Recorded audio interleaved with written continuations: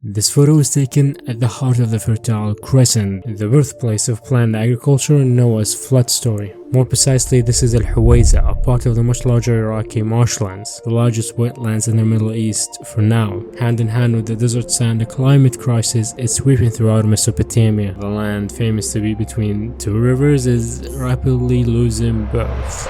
Two great rivers span its length, Tigris and Euphrates. The plain, made rich and fertile by their waters, the earliest civilizations known to man were born.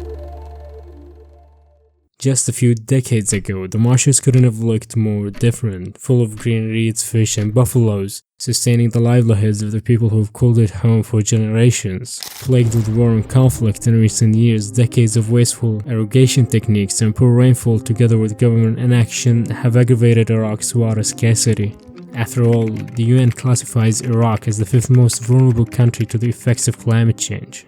Yet, the biggest threat to Iraq's water security comes from outside. See, 98% of the country's fresh water is supplied by only two rivers, the Tigris and Euphrates. Both originate far away in Turkey, where since 1974, 22 dams, hydroelectric plants and irrigation projects have been built. In the same time period, the water flowing into Iraq has fallen by 50% in the Euphrates and up to 30% in the Tigris.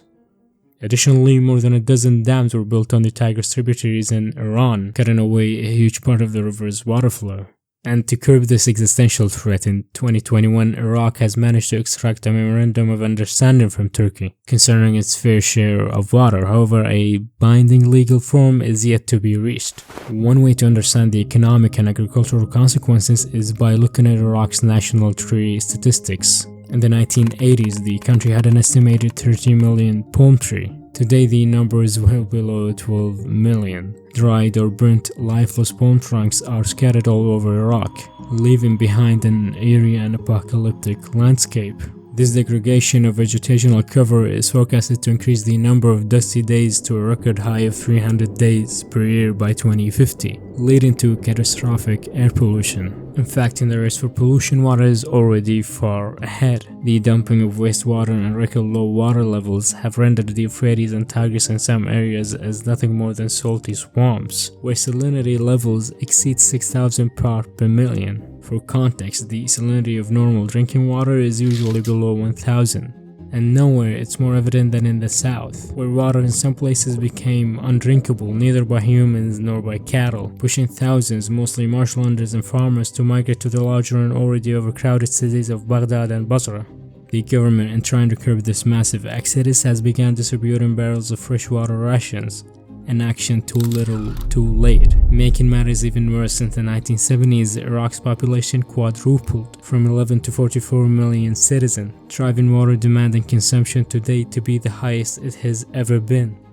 On an environmental level, the marshland ecosystem is on the brink of collapse, feeding into the same cycle of climate change that's taking part in bringing it down. The continuation of a cumulative drought, and in turn the loss of the marshes, could deal a huge blow to the country's economic, social and even political stability, creating a ripple effect that could bring the entire region down with it. Hey everybody, if you've made it this far in the video, I just want to say thank you.